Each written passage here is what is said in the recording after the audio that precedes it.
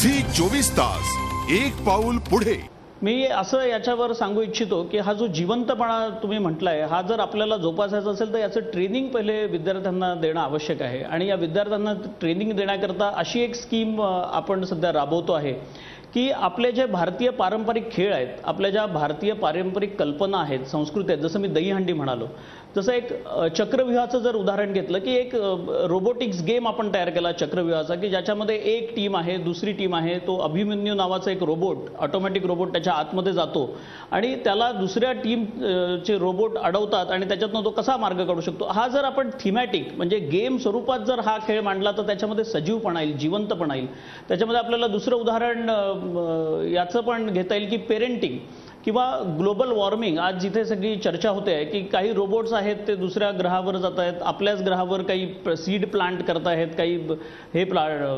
काही वनस्पती प्लांट करत आहेत, किंवा अशी जर काही थीम असेल, गुढीपाडवा असेल, रामायण असेल, महाभारत असेल, याच्यातनं ही जी काय सर्किट डेव्हलप होईल, हे ज्या काय टेक्नॉलॉजी डेव्हलप होतील त्याच्यामध्ये सजीवपणा येईल। आणि मग हे एकदा डेव्हलप झालेली टेक्नॉलॉजी आपण कुठल्याही इंडस्ट्रीमध्ये वापरू शकतो।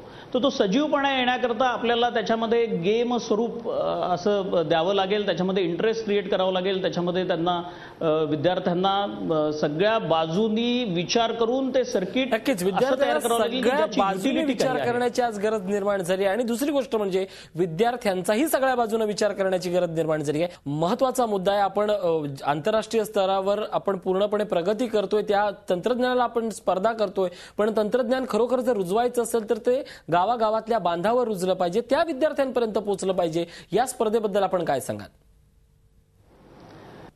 मला खरं खूप कौतुक करावंसं वाटतं की G24 तासचा हा जो उपक्रम आहे, अतिशय स्तुत्य उपक्रम आहे की या माध्यमातून हा जो काही रोबोटिक्सचा आता एपिसोड सुरू आहे, हा घराघरात पाहिला जातोय, गावागावामध्ये बघितला जातोय। आणि हीच गरज आहे की आज हे जे काही रोबोटिक्सबद्दल बोललं जातं हे जर ग्रामीण भागातल्या मुलांपर्यंत पोहोचलं, त्याच्यामध्ये जर ही संकल्पना रुजुवात झाली की हे असं काहीतरी घडतंय, हे मला जर शेतीमध्ये काही राबवायचं असेल तर हे तंत्रज्ञान मी बघून करू शकतो।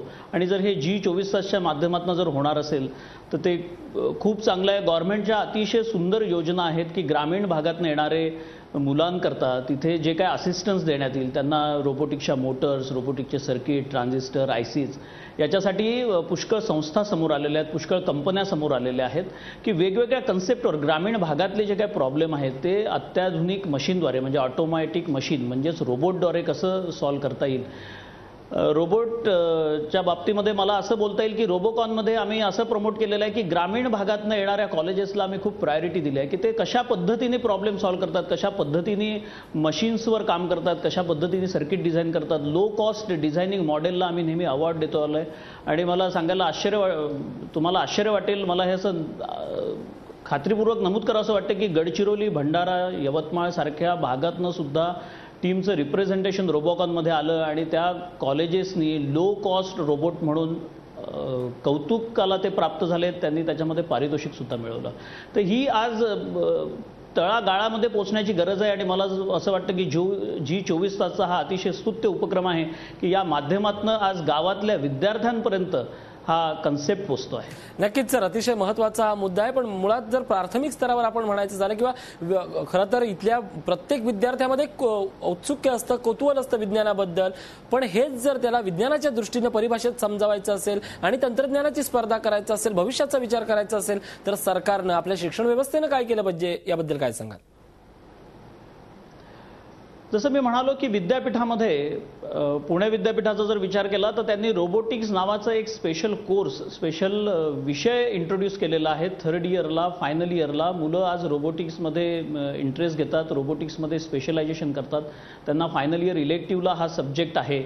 पॉलिटेक्निकला हा विषय बोर्ड ऑफ टेक्निकल एज्युकेशननी राबवलेला आहे। एवढंच नव्हे तर आज BSc इलेक्ट्रॉनिक्स किंवा BSc कॉम्प्युटर सायन्स याच्यामध्ये सुद्धा रोबोटिक्स विषय आहे। आर्टिफिशियल इंटेलिजन्स सारखा विषय असेल की जो रोबोटिक्सच्या संदर्भात आहे। तर हे महाराष्ट्र गव्हर्नमेंटनी घेतलेले हे अतिशय महत्त्वाचे पावलं आहेत की तळागाळापर्यंत हा विषय BScच्या माध्यमातून, पॉलिटेक्निकच्या माध्यमातून, इंजिनिअरिंगच्या माध्यमातून शिकवला जातो। त्याच्यासाठी आर्थिक सहाय्य दिलं जातं। त्या कॉलेजेसमध्ये त्या रोबोटिक्सच्या लॅबोरेटरीज येतात, काही कंपन्या पुढे आलेल्या आहेत स्वतःहून त्याच्यामध्ये तुमचं ABB असेल, फानुक असेल, आपल्या पुण्यातलं पॅरी रोबोटिक्स असेल, या बऱ्याच कंपन्या पुढे येऊन त्यांनी कॉलेजेसला रोबोटिक्स लॅब सुरू करण्याकरता मदत केलेली आहे. नक्कीच असेच प्रयत्न झाले पाहिजे. धन्यवाद सर आमच्याशी बोलल्याबद्दल. आपल्यासोबत होते डॉक्टर मिलिंद पांडे. यंत्रवत वाटणाऱ्या आयुष्यात आता खऱ्या अर्थानं एखादा रोबो येतो आणि आपल्या सजीव संवेदना जागृत करून या प्रगत तंत्रज्ञानाशी लढा देण्यास आपल्याला उद्युक्त करतो. हेच या कार्यक्रमाचं यश असं आपण म्हणू शकतो. पाहत राहा झी 24 तास, एक पाऊल पुढे.